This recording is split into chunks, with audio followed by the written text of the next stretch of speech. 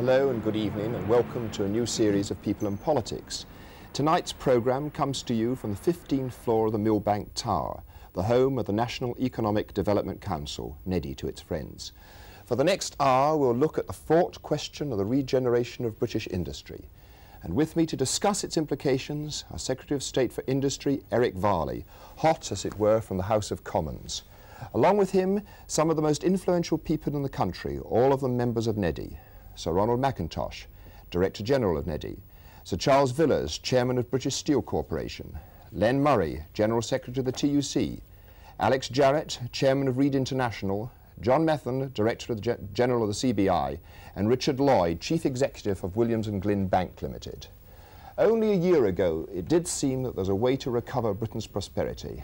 With the full backing of NEDC, the government launched its industrial strategy, with the National Enterprise Board as its backbone. The same government had already established the social contract. These two policies were together to provide, to quote the Prime Minister, the basis of this sustained recovery. Yet now we find ourselves in the autumn of '76, surrounded by worsening trade figures, a consistently high unemployment level, an unprecedented dive in the value of the pound, leading to what could be the last straw, the raising of the minimum lending rate to 15%. Add to this the humiliating fact that officials of the International Monetary Fund are inspecting our books, and the world could well conclude that the way to recovery is not yet at hand. Here in the NEDI Council, each month since 1962, when NEDI was set up, successive cabinet ministers have met with their opposite numbers in the trade unions and industry to discuss the economic performance of the nation, to discuss the question of growth, and to work out ways of making our nation more competitive and efficient. So in the light of what went before, there seems no better time than the present to have a look at the efficiency, the competitiveness, and the general performance of British industry. Mr. Varley, let me start with you before we bring our distinguished guests in. You've come straight from Parliament, where the government did indeed win its majority to cut short debate on the aircraft and shipbuilding bill, the one which most concerns you. I suppose what worries people is that is this an example of the government's determination to push through doctrinaire socialist policies, or is it actually relevant to the British economy? It's only part of the industrial strategy as the government sees it. It's a very important measure as far as we're concerned. It involves something like 140,000 people in industries that haven't been doing too well, which have been losing out to our international competitors. If we take the aircraft industry, for example, the two main airframe builders have never been able to come together, and people over the years have been asking them to come together to have a coherent strategy. And it's pretty clear that we're not going to stay in the airframe business unless we have some international collaboration between the Americans or the Europeans or both. As far as shipbuilding is concerned, it's the most serious single industrial problem facing the industry. It's not that I think other political parties are necessarily opposed to some public ownership in that industry. For example, and I don't want to make political points, our predecessors brought some shipbuilders into public ownership, Govan, for example. And I think it's unthinkable for a great maritime nation like Britain to have their shipbuilding industry knocked into the ground, and we can only deal with the formidable world problems now facing that industry by bringing it under public ownership and having a coherent strategy. But I want to emphasize, aircraft and shipbuilding in the terms of the industrial strategy is only a very tiny part. What will be the reaction of the government if the House of Lords sticks to its guns and sends the bill back once again? I think it would be very serious for those who work in the industry. Would it also be serious for the House of Lords? Well, I think that the House of Lords has a revising role to fulfil, and I don't make any objection to that. But what's happened as far as these two bills are concerned, or certain sections of them, it's disemboweling. That is, that they've said that we can't take into public ownership the airframe industry until after the next general election. Now that's could be 3 years away. That's powers there are even more severe than the Parliament Act. That's not revising, that's wrecking. And so we're saying to the House of Lords, look at it objectively, look at the 140,000 people involved, the uncertainty that exists. Let's get that uncertainty out of the way as quickly as possible and have a coherent strategy for both those industries. Seeing the mood of the Lords, though, and the mood of the Tory opposition at the moment, the chances are that they may well indeed send it back again, may they not? They could do, but we'll cross that bridge when we get to it. What we've done tonight is to get a timetable measure. There's a suggestion, of course, that this bill hasn't been considered. I moved the second reading of this bill on the 2nd of December last year. In the history of Parliament, no bill has had more consideration than this bill. But we shall hope to deal with the Lord's amendments on Thursday, and then we'll decide what we do, or it's up to the House of Lords to decide what they'll do. But I should think that the consequences will be extremely serious, not necessarily for the House of Lords. It's not for me to pronounce on that, but for those who work in the industry, extremely bad. The last time we spoke on this programme, you declared that you had not gone to the Department of Industry to emasculate Labour Party policies, but to carry them through. If the left of the party is to be believed, there has been some considerable emasculation, has there not? Do you stand where you did? I'd like to know the evidence for emasculation. Well, I think the evidence lies in the noises of the left, does it not? No, I think that I went to the Department of Industry at the time when the industry bill was going through the House of Commons. There was a suggestion, not by some of my colleagues in the House of Commons, but by others, that I was going to, if you like to use the same word, disembowel that bill. That didn't happen. The bill reached the statute book. It set up the National Enterprise Board, which will be an important instrument in linking in with the industrial strategy, not necessarily taking over the strategy. That would be unthinkable. It's for that to be worked out on a tripartite basis. The left, of course, would like to see the NEB taking over profitable sections of industry, wouldn't they, and having a say in the profitable sections of industry. And they feel that at the moment all it gets is the dog-end part of industry. No, the National Enterprise Board has made a very good start, and I've been successful in getting not only senior trade unionists to become members of that board, but senior industrialists too. And I should, if anybody wants to judge that, just have a look at the names. I can't go through them now, but senior industrialists have decided to join in that. They're going to pursue what I hope is an entrepreneurial role. That is, that it's going to look at the weaknesses in British industry, if you like, look at the old IRC role that was once in being. In fact, Sir Charles Villiers was the managing director of the IRC. And let me make it plain too that I want more resources for the National Enterprise Board. In the Public Expenditure White Paper, it's got something like £225 million for next year. I don't think that will be sufficient. Those funds will have to be increased. But it will link in to the industrial strategy where we can identify weaknesses, where management will need strengthening, where companies will need strengthening, and already companies are making approaches to NEB, and I think it's one of the most hopeful developments we have in industrial policy so far. It's a question of priorities though, isn't it? The left, I think, would be fair to say, want the priorities to be given to social advances. The necessity, many people think, for the country is that priority must be given to manufacturing and industry and to the encouragement of investment in industry. But if you do that, then at the moment some of the social priorities have to mark time, do they not?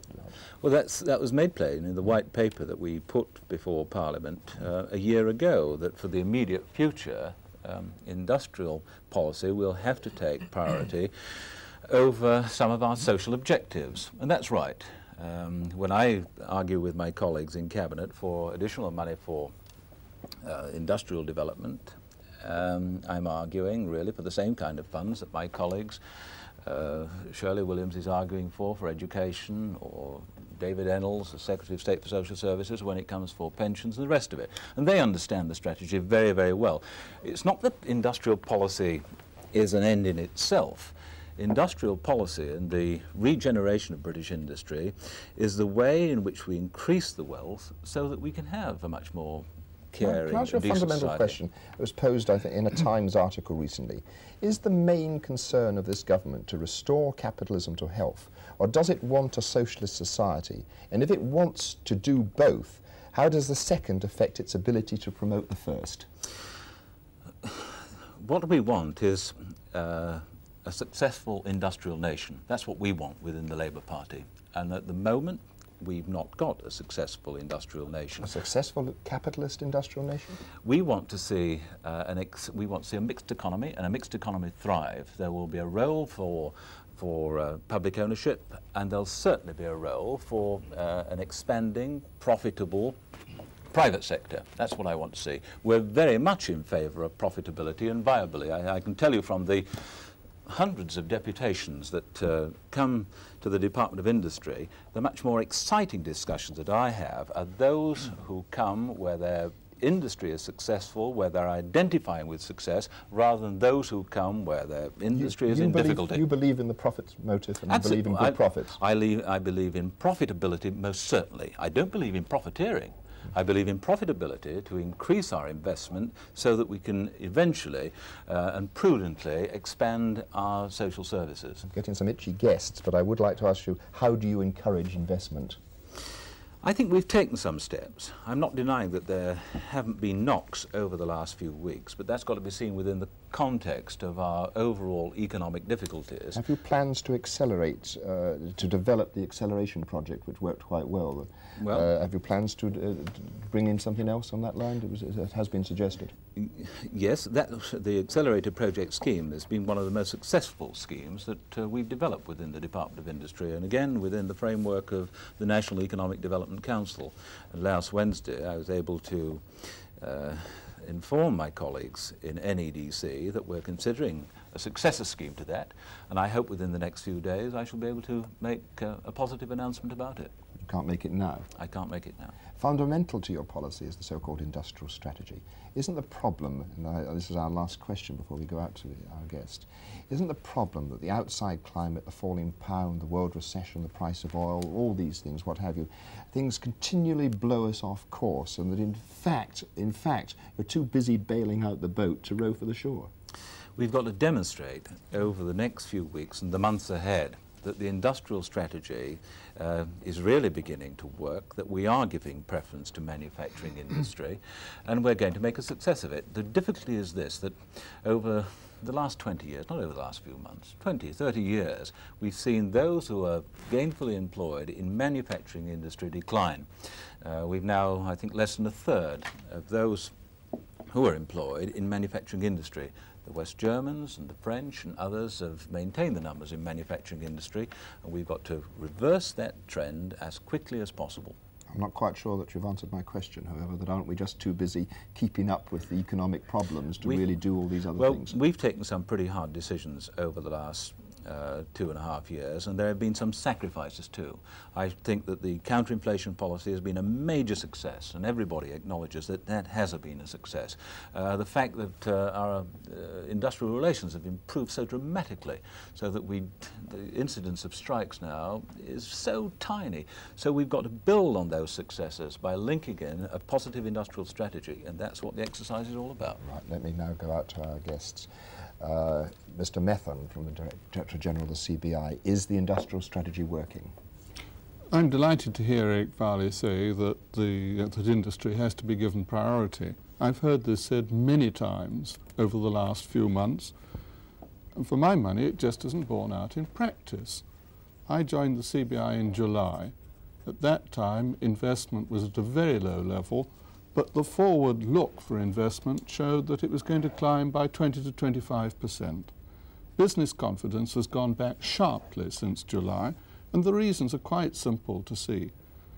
We had a 23% increase in employers' contributions imposed in July. We've had the minimum lending rate, which means that when companies have to borrow money, it's costing between 15 and 18%. We've seen the pound fall. All these things have led to business confidence falling back sharply over the last 3 months, because in fact the problem is that we're spending too much in the public sector. Over the last 2 to 3 years, the percentage of public expenditure expressed as percentage of gross domestic product has gone from 51 to 59%. The UK is a business, and the overheads in that business are just too heavy.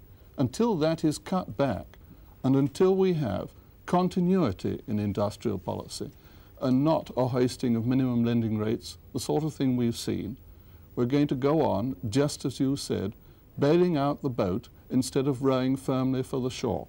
Now, on the question of nationalisation, when in fact we have the sort of thing that we have going on, a nationalisation of water companies, private water companies, for reasons that I don't understand. We must have a bipartisan policy towards industry. Industry must understand that there's going to be continuity, not over a few months, but over some years. Then confidence will come back, and we'll be able to have the profitable, productive sector that we want to support the sort of caring society we all want in the UK. I think there are a lot of points there, Mr. Varley, but I would like to move on and bring some more people in. Mr. Jarratt, would you like to say anything on this point? Well, I have to agree with John Methven, obviously, on the effects of the employer's contribution, the MLR and the pound. And what is particularly worrying about those three things is that there is nothing that industry could do or can do about them. They've been imposed from the outside and caused by things over which we have no control, i.e. the cause of those problems have risen directly from the level of public expenditure, as he has said. Income restraint, very important, as the Secretary of State said, but we must remember we only got to the point of restraint after the biggest blowout in wages and salaries we've ever seen in our lives before. It is one thing to take credit for an emergency action. We should remember why the action was necessary in the first place. Other things have been helpful too, like stock relief, like the accelerated project scheme the Secretary of State talked about, but these last are basically less important than the total environment within which we're working, which at the moment makes it extremely difficult to persuade ourselves, our shareholders, our employees even, that you can invest money effectively and to get the sort of return you want. Personally, I feel that there's a basic problem in front of us now, in that to get the sort of returns that industry feels that it can make, we have to re-enter something far more like a market economy that I could recognize as such, with all the risks involved in doing that. Because I do not believe that we have either the skill, the equipment, no matter how good our ministers or our civil service may be, we haven't got the skill or the equipment to manage that economy centrally, which we've been trying to do, and have been doing it in minor ways. The macroeconomic environment, as people call it, has to be determined by a market itself. No group of people can do it, and that, in fact, is what government is trying to do. Fiddling with the wrong things, you're suggesting, are you? That's a rather good way of putting it. Yes. Len Murray, do you want to say something at this stage? Yes, I do. I think that both John Methven and Alex have taken the word out of your mouth, and they're fiddling about. After all, they talk as if what's been happening, the fall in the pound, the rise in the minimum lending rate, and all that's been associated with it, has come because of some shortcomings on the side of the government. Now, we're all to blame for this, and I don't think that it behoves anybody to try and contract out employers or trade unions or whatever. And as you've said earlier on, the roots of this are deep in our history. It's not just something that the unions have done. On the contrary, what the unions have done over the past 2 years will bear comparison with what any of the rest of the society have done. The roots of what have got to be tackled, and for this, of course, we do need, as has been said, a bipartisan policy. Fair enough. But a bipartisan policy consists in looking at all the policies and agreeing on what you can do, not just selecting, you know, the little bits that are going to suit employers or just suit trade unions or what have you, and this is what the NEDC is all about. And indeed, in terms of public spending, for goodness sake, when you've got 1.25 million people on the dole, that's taking a hell of a lot of money in terms of public spending.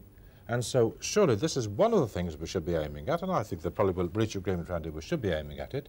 The real issue here is not all the knocking that's been going on here so far, but how can we as a nation get back on the road to recovery? What do we need to do now? And for that, of course, investment is needed. And I've not been particularly impressed, you know, with John, with the way in which you've been appealing to your people to take a bit of a risk, like we've been taking a bit of a risk. Can I look at this? Wait just a minute, I'll come back to you in a moment.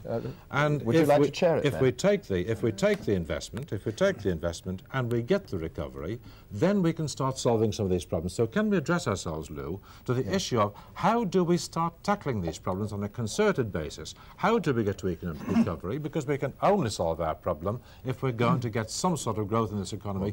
Yes, and use the proceeds from manufacturing investment. Top priority. Okay, we go along with that. No nonsense about that at all. Can I take up let's be positive. Can I take up this question of investment? And can I take it up with you, Richard Lloyd? That it seems to me that there's a lot of money around in the city at the moment, and yet it doesn't go into industry. Why does it not go into industry? Why do people not invest? I think there is plenty of money around for industry. all the evidence we've had across this council table, and I think the Director General will confirm this, is that there's no shortage of funds. I would say that at the moment manufacturing industry has a level of unused overdraft facilities that's almost unprecedented. So I go along with you about there being plenty of money. And of course, a good deal of it is being directed into industry. Don't let's get so gloomy that we think no investment's going on. It isn't as bad as all that.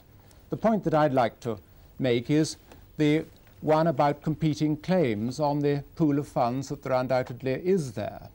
And with the government having to put its interest rates up to 15% and more, of course, in long gilt edge, there is undoubtedly now a depressing tug of funds towards government for what one must admit, I think, is largely unproductive expenditure. Now that, to me, is rather the reverse of the industrial strategy. Too much money going into into government stock, into government bonds. Because of the competing claims, which are witnessed best, aren't they, by the high interest rate. I mean, the tug of government funds is a very considerable tug, and you couldn't blame industrialists for thinking that if they can get 16% in gilt edge for a while, whereas maybe an investment in plant they can't get so much at the moment, that the government has won out in the battle, and that's a very sad commentary. I think, Eric Varley, there's a lot of points that you must want to reply to at this stage.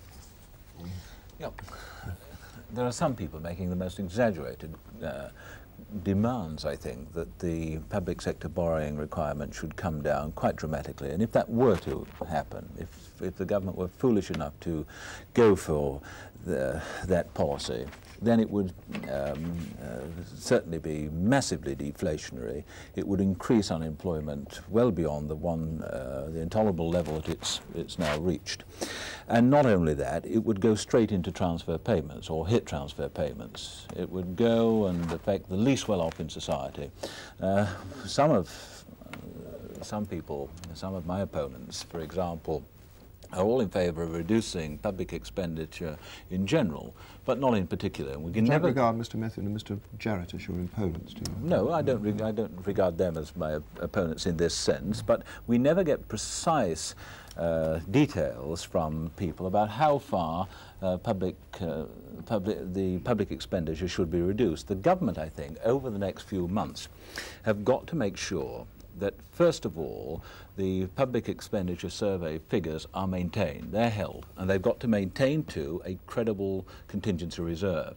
Now, I'd agree, what's happened over the last few weeks has been disheartening to some people, but that's not to say that the government haven't helped industry over this period. Do you not anticipate cuts in public expenditure in this mini-budget or maxi-budget that's coming up? No, I don't know whether there's going to be a maxi, mini or further public expenditure cuts.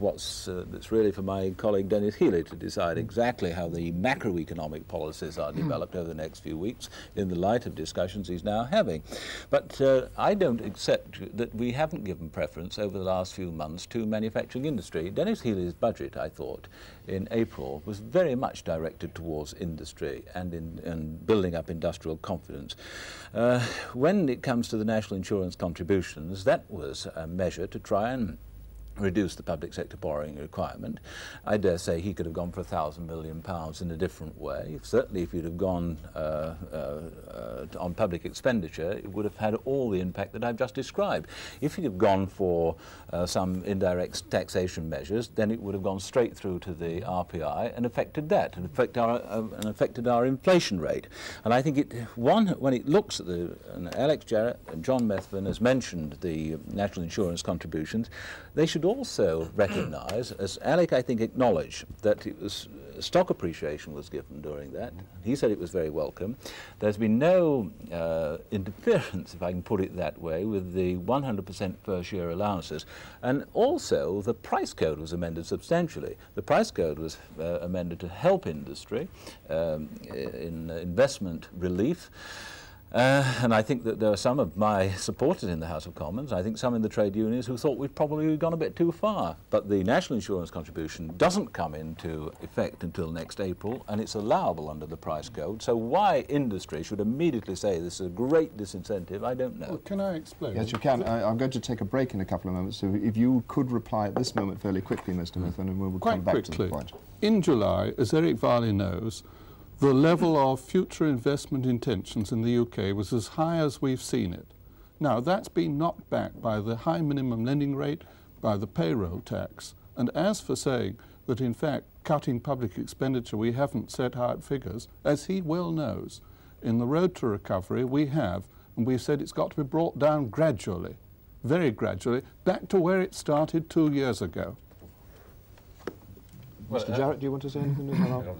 No, Minister. Well, the only thing in the public expenditure projections in the CBI's road to recovery are quite modest in comparison with some that I've seen. Exactly. There are some people who are saying there must be a dramatic $5 billion cut from public expenditure immediately, and that would be catastrophic. And I know that John Methven and others don't share that view. But I think what John Methven and his colleagues have got to say over the next few weeks and next few months is that we have made a substantial start. That is that the industrial strategy is still intact. We're developing it within this National Economic Development Council. Why should they say it in the next few months? They're not saying it now. Well, I think that they, well, as I said at the time, and I don't want to be offensive to anybody, I thought that the Confederation of British Industry did overreact to the national insurance contribution. They rather gave the impression to their members that it was going to be an instant, dramatic thing, would affect their cash flow immediately, that it wouldn't be allowable against the price code. I've already said it doesn't come into effect until next April. It is allowable at that time when we hope, providing we can get the industrial strategy going, profitability will be improving. Right, gentlemen, thank you all very much at the moment. Sir Ronald McIntosh and Sir Charles Villiers, I haven't forgotten you. I want specifically in the second half of the programme to talk about nationalisation, and perhaps also with Len Murray about the cost of the social contract, and perhaps a little bit more of investment. That's all for the moment. Join us in a moment.